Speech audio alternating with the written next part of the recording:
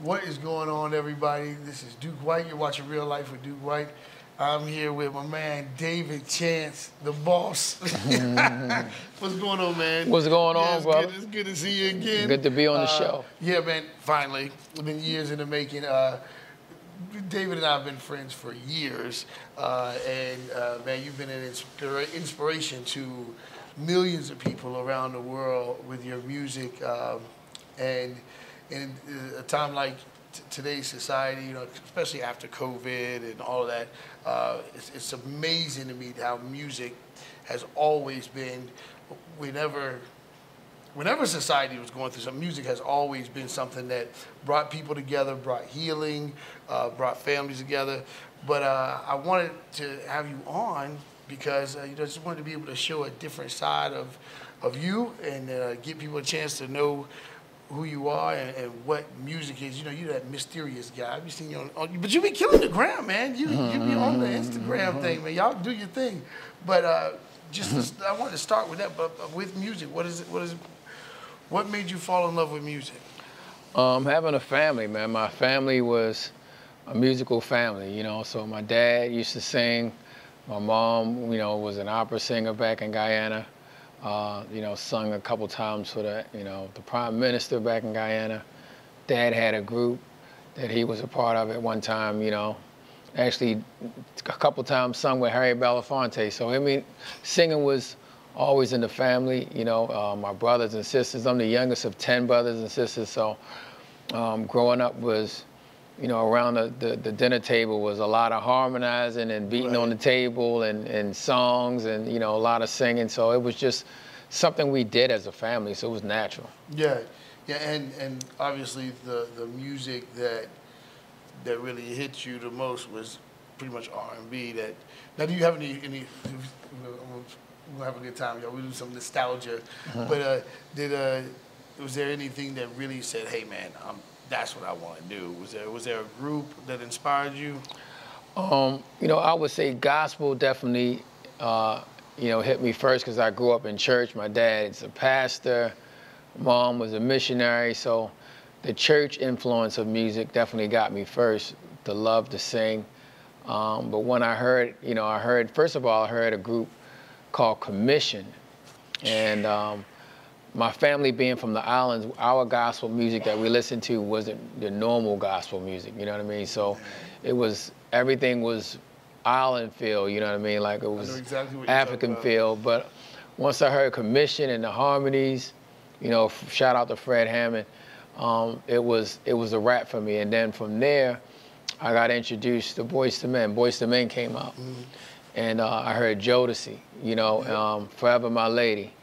And the meaning behind the song just kind of impacted me. It was like, okay, these brothers got a church sound, but it was a vibe, you know what I mean? So it was like, this is what I want to do.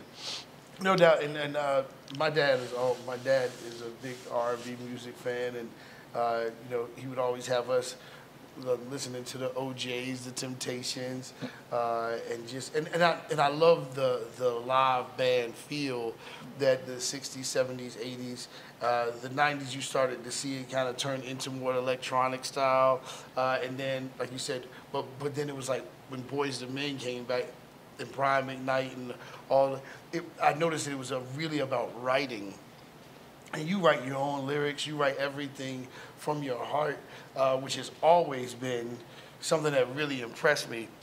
What is it that, how did that translate to you? Like when you started studying music, where did you learn how to write like that? Well, again, in my family, my brothers were writers as well. So he used to write a lot of Christian songs.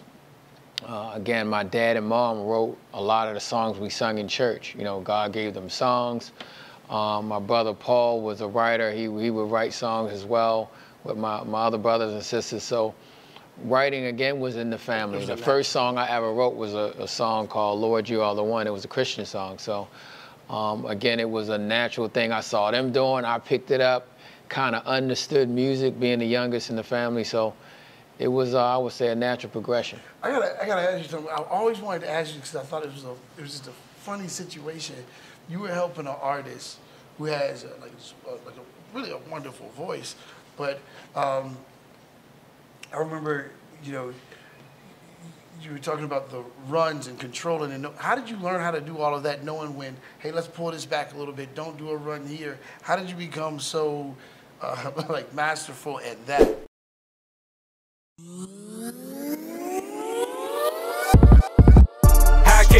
Low kick, stay switching up like I'm low kick. Trust I don't trust who don't know me. They don't know the half of my story. Only my God get the glory. Only my God get the glory.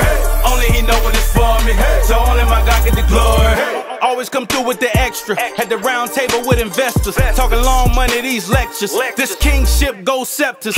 Sacred or secular, ain't no division. It all belongs to the one who was risen, and through Him who strengthens me, I can do all of my enemies something ridiculously. Forever in favor, you never get rid of me. Check the steeds, how I breeze through them, cause the flow, they ain't got that energy. But the message speaking Chinese to them, I can't let them slide. Devil hands on them, got them full of pride. If I come for them, then they finna hide. Put the fear of God in them, petrified. I'm vexing. Let me testify, I was in the grave, problem rectified. Now alive, why I get electrified. Catch demons in them, get them exercised. Cause my inner sanctum won't be jeopardized. Cut my inner circle, had to sever ties. It ain't no surprise that I'm still here. By the grace of my God and the tip of my spear. For real, for real.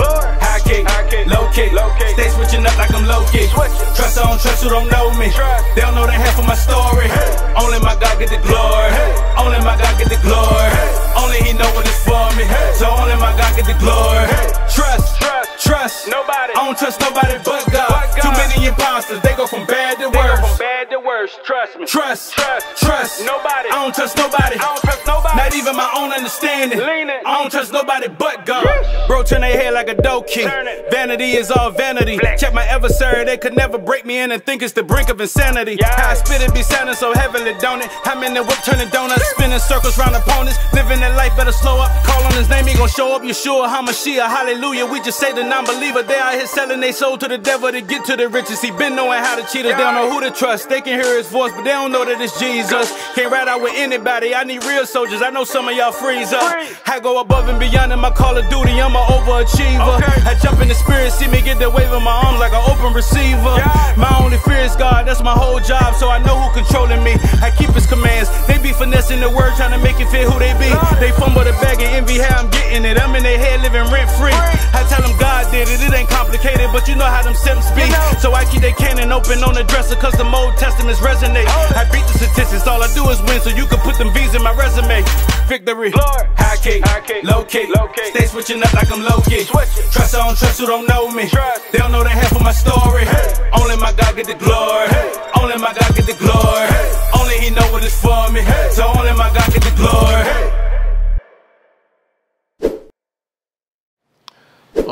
You know, just again, it would be through the upbringing was a part of it, but when we were working on our first album with Sony, I got a chance to work with Diane Warren, O.G. Pierce, David Foster, Brian Cox. I worked with a lot of different producers, and all of the experience of people, you know, when we would record songs, they would be telling us to do this, not do that, you know.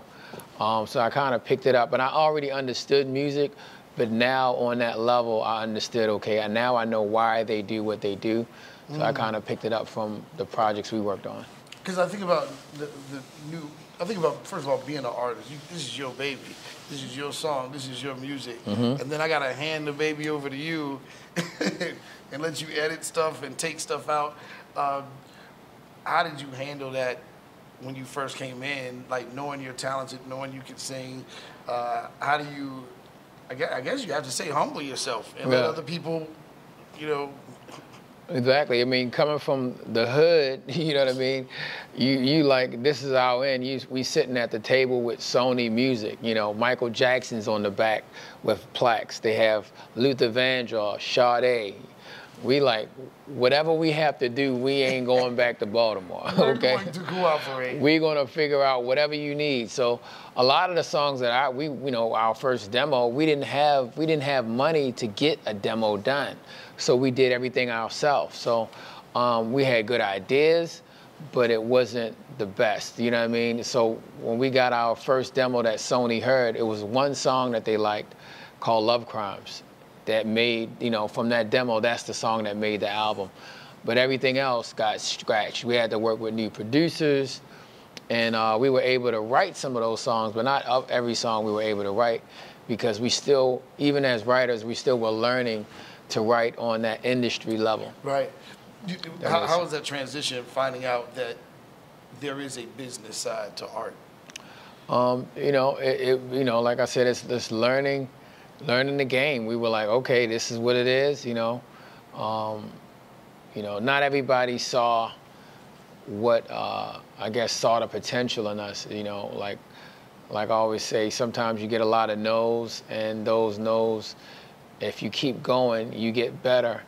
And that's kind of what happened to us. We got better as we went along. And we learned the business side on the way. You know, we had managers that taught us. Sony, David McPherson, which was the VP of Urban Development over there at Sony. Shout out to Dave McPherson. He believed in us, saw the vision. And he was like, man, I'm gonna have y'all work with these other producers and writers, because he loved the first song that we did called Love Crimes that we wrote. He didn't even believe we wrote the song. He was like, y'all wrote this? Y'all like 19 years old writing that's a grown man song. You know what I mean? He said, what you know about love and all this stuff? Right. You know, so he didn't, believe we really wrote the song, but he understood that we had talent, it just needed to be developed.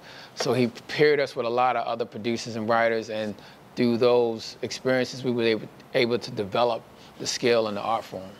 Now,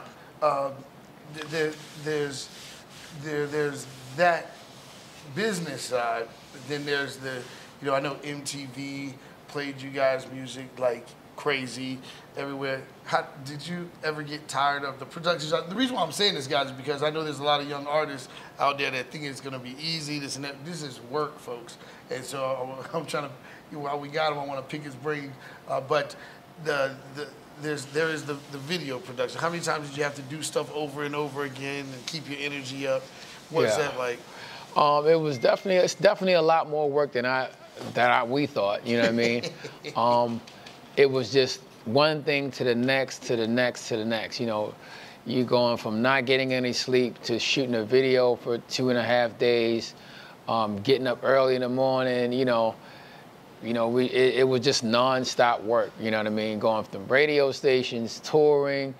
We might go home on the holidays and get a break, and then we're back out on the road again, working on music, studio. It was just nonstop. Definitely more work than I expected. Yeah, and because of that, you had to make a decision if this was really gonna be, if music, because I noticed your mindset, you are about that work, about work ethic, you're about executing, and making sure things are done in excellence. You've done it.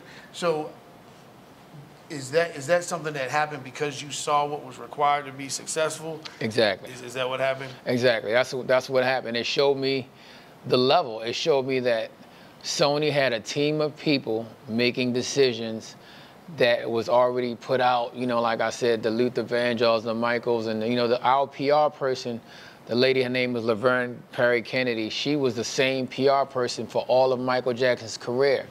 So, these people knew what they were doing. You know what I mean? Like, I'm not going to argue with them. I'm like, okay, this is how it's done. So it was really showing me how it's done. It showed me the blueprint, if you will, of excellence.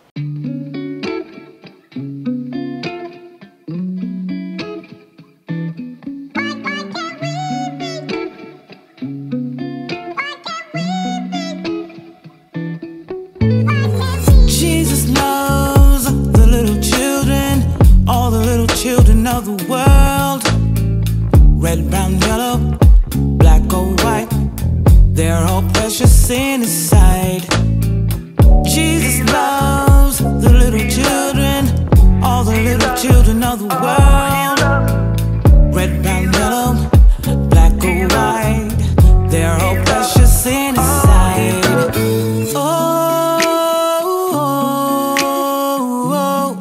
Why can't we, why can't we, why can't we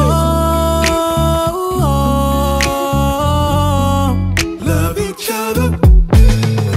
Jesus loves the little children, all the little children of the world, red, brown, yellow, black and white, they're all precious in His sight. Jesus loves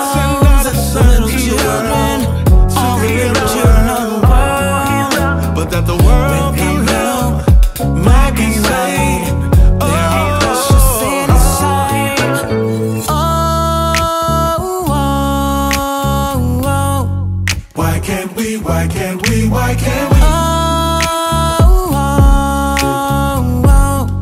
Love each other.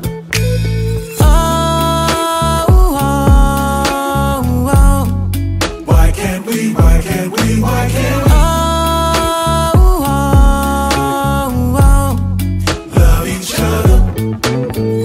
Wicked every child now. Wicked gotta bow down. Wicked when the drum sounds. Wicked any day now. How can anyone be prejudiced? Every color's from the same dust. Melanin more or less than. Never judge a man by his skin. I'm looking at you cross-eyed. My Lord on the cross sides. Precious in his side. Red, yellow, black, white. Now why you tryna take sides? We all on this boat ride. Like Noah in a high tide. Who's on the low side? I need you.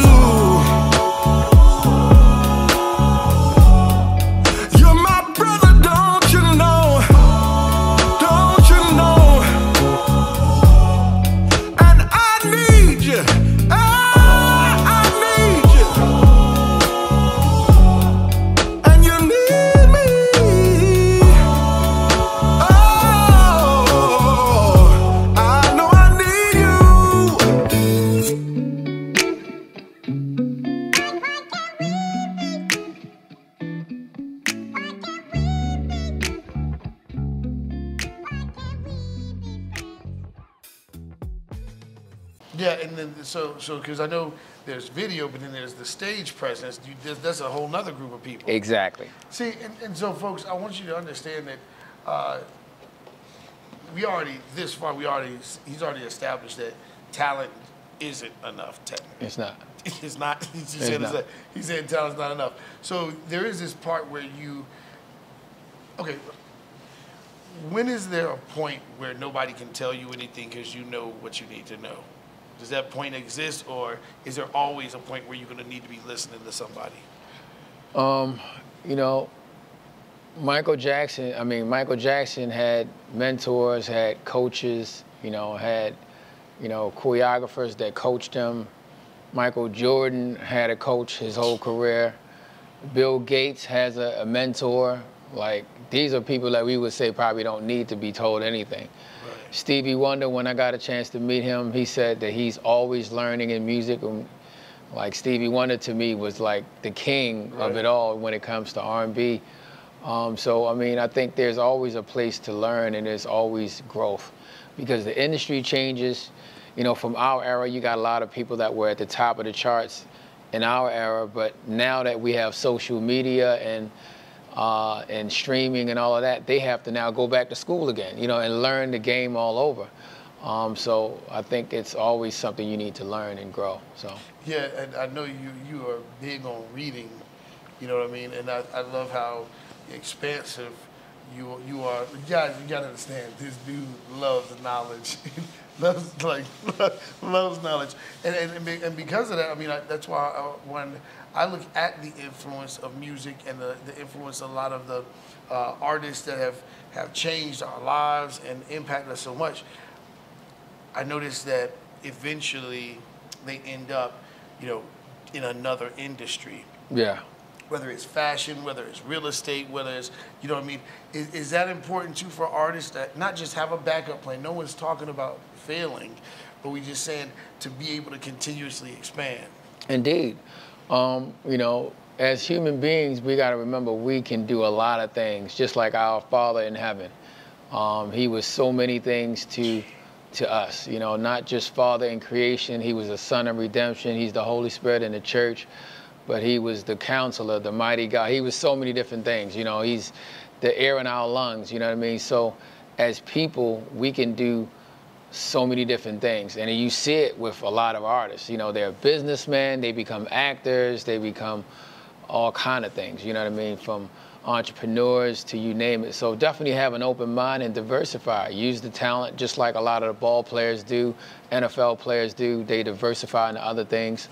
Because you can do it, and you never know when you might not want to do music anymore or it dries up. Because there's always a season that you have in music, so capitalize on that season when you have the chance. Yeah, and so you brought up the Father in heaven, so you ready? You about to take off? Here we go. How much does faith play a role in your ability to push through the difficult seasons that artists experience when you're not on top, when the records aren't? You know, how much does faith and your trust in God play a role in? You know, it plays a huge role. I was raised a certain way, so I thank God for the parents that I had that, you know, their story was a testament to me. So that's kind of what I look at as the blueprint. You know, we came from a country called Guyana, South America, with no money. My dad was invited to Baltimore, Maryland to preach because some people came to Guyana to do missionary work. And when they came to Guyana, my dad was there, and he gave the people a word from the Lord. He was doing miracles. They was blown away. They actually invited him to come to Baltimore, and when they invited him, again, the Lord used him in a mighty way again. They actually ended up sending for his family. So that's how I got to America, period. You know what I mean? So to just give you perspective. So that is my foundation. You know, I always look to God in anything, you know, in everything that I'm doing. So I think God being the center is really the focal point. So even when things are down, you can always look. And sometimes things are down because that's the design. You know what I mean? Sometimes doors are closed because you're not supposed to go in those doors. And that's how I see it. So, you know, God has always been my rock, my fortress, my guide, if you will. Yeah. What do you say to those that say, how can believers make R&B music? What do you say to that? I know that's always a tough question. I'm pretty sure you've been asked a million times about that, but what is your response to that? I believe that you gotta make music that glorifies God. You gotta make music that I think there's a boundary. You know what I mean? There's R&B that is crazy, that's sexualized, that is you know, all of the above. And then you have R&B that promotes what God instituted, which is marriage. You know, man being with a woman being with a man. You know, and I think that's what R&B was. The foundation of R&B was all, you know, really centered around. So, I guess my guide, if you will, as a believer, I feel if I talk a certain way, if I can talk about a certain subject, or whatever I say to my wife, or whatever I say to my significant other, that's the guide for what I can write about as a song. Live, interactive, family-friendly shows. Welcome to Family Fun Experience Theater. What can you expect? Well, game shows, family comedy, swashbuckling farces, holiday extravaganzas, birthday parties plus superheroes, sci-fi and musical specials. Expect something new and fun every week year-round. Relaxing, comfortable couch seating with views overlooking the Virginia Beach oceanfront with plenty of fun snacks and drinks to enjoy. FFX's unique brand of family-friendly fun has the whole audience playing along, from kids and teens to grandma and gramps. No kids? No problem. Whatever your age, our middle name is FUN. So what are you waiting for? Head over to ffxshow.org and get your tickets right now.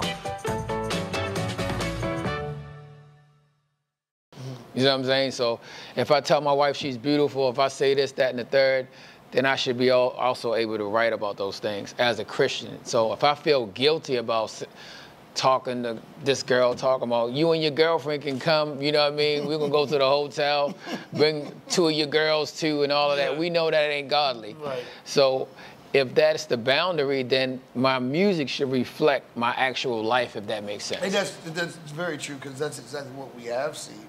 We've seen very good music, but then you listen to the content and you're like, whoa, they're talking about this. And you have y'all singing it in schools and everything. Y'all crazy. Indeed. Have you seen it at schools? Like, you know, there was one song, I didn't even know it was crazy. It was the Macarena. They're doing it at weddings and things like that. And the song's about a girl that's having an affair. And I'm like, what?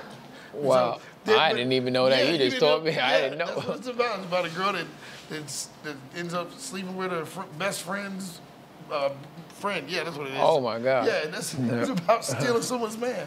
And that's my point. Is that have you found that people will listen to the music but then not pay attention to the lyrics, you Yep. know, and then they go, because I notice with your music a lot of times, even, you know, one of my favorite albums is the Unplugged joint that you did. That's, I love that. What's up? But it's one of the things about it is that you made a love song to your wife, but it could easily be to God. Indeed. And you did that on purpose, where it had like that double meaning? Yeah, for sure.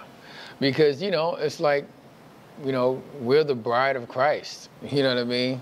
So the love story of Jesus dying for us is significant, and I think it has a double meaning. You know, what we do as marriage, not to preach and go deep, but what God instituted in the beginning. You know, Adam and Eve,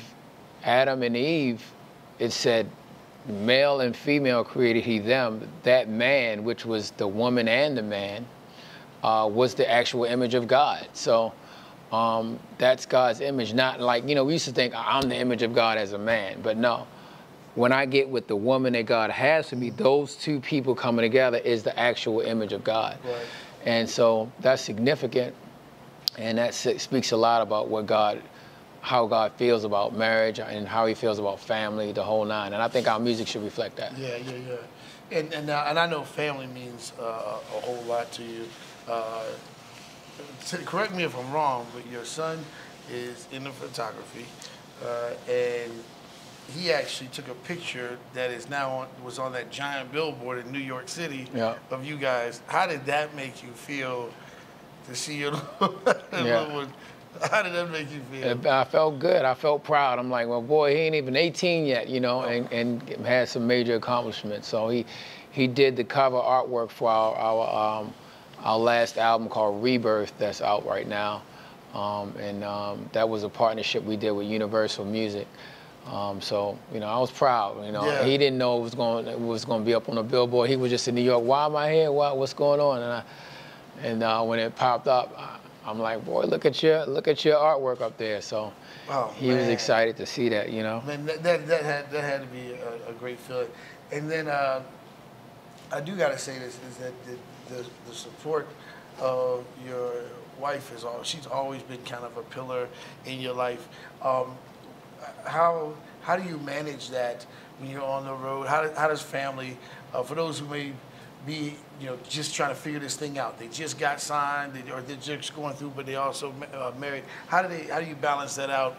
Because I know, you know, we like to talk.